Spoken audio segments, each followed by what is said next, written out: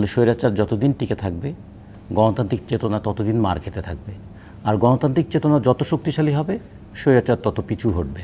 এখানে সোহাগ আছেন, আমরা দুজনেই ছাত্র রাজনীতি করতাম।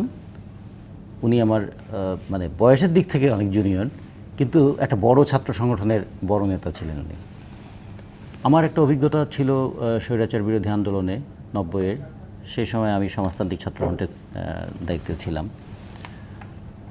তো দুটো ঘটনা পাশাপাশি যদি দেখি, 90-এর গণ আন্দোলনের মধ্যে 9 বছর ব্যাপী একটা লড়াই ছিল। আমরা স্বৈরাচারী ব্যবস্থার বিরুদ্ধে লড়াই করেছিলাম। আমরা বলেছিলাম স্বৈরাচার একটা জাতির উন্নত বিবেক, চরিত্র এবং নৈতিক বলটাকে ধ্বংস করেই টিকে থাকে। ফলে স্বৈরাচার যতদিন টিকে থাকবে গণতান্ত্রিক চেতনা ততদিন মার খেতে থাকবে, আর গণতান্ত্রিক চেতনা যত শক্তিশালী হবে স্বৈরাচার তত পিছু হটবে।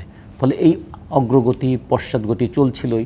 কখনো 86-র নির্বাচন, কখনো 87-তে নূর হোসেনের আত্মদান, তারপরে আমরা মানে জিহাদের আত্মদান, ডক্টর মিলনের আত্মদান, এরকম এক একটা ফেজে ধীরে ধীরে আন্দোলনটা এগিয়ে এসছে।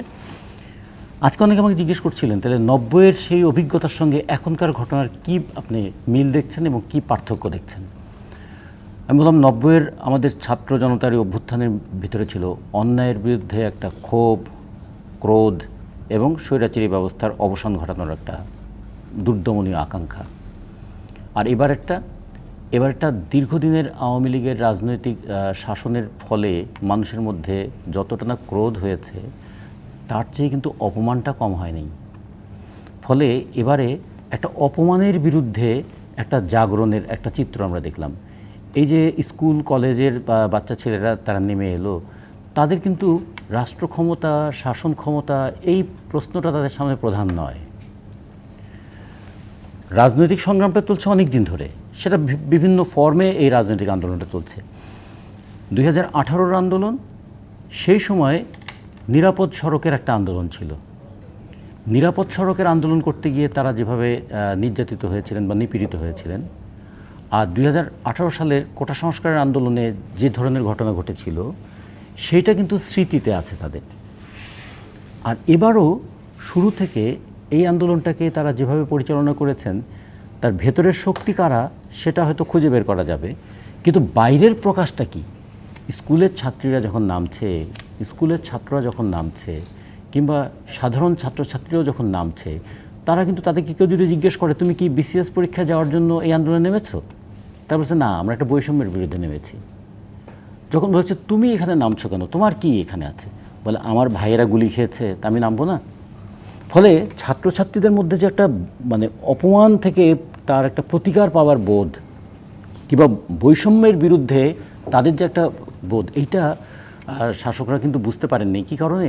হয়তো তাদের মধ্যে প্রচণ্ড ইগো ছিল, ক্ষমতার দম্ভ ছিল এবং শক্তির একটা অহমিকা ছিল, এবং এটাও ছাত্রছাত্রীরা কিন্তু একটা অপমানে নিয়েছে। ফলে সব মিলিয়ে এবারের আন্দোলনের মধ্যে দিয়ে 3টা জিনিস ফুটে উঠেছে। একটা হলো সাধারণ ছাত্রদের মানে প্রচণ্ড একটা অংশগ্রহণ।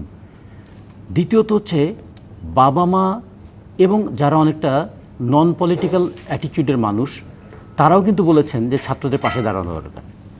তৃতীয়ত অ্যাট্রোসিটি অফ পুলিশ, মানে গুলি করে যখন এইরকম মানুষ মরছে, মানুষ মারা যাচ্ছে, বাচ্চারা মারা যাচ্ছে, মায়ের কোলে বাচ্চা বলি, বাবার কোলে শিশু বলি, আর বাচ্চাকে নিরাপদে রেখে জানলা খুলে বাইরে উকি দেওয়া মা বলি, গুলিতে যখন এফোর হয়ে যাচ্ছেন তারা, তখন এই দ্রব্যমূল্য বলি, সুষ্ঠু নির্বাচন না হওয়া বলি, এগুলো কথার সব কিছু কিন্তু এক জায়গায় কেন্দ্রীভূত হয়ে গেল যে এইটা একদিকে শুধু নির্যাতন নয়, আর একদিকে অপমানও আছে, এর একটা প্রতিকার চাই।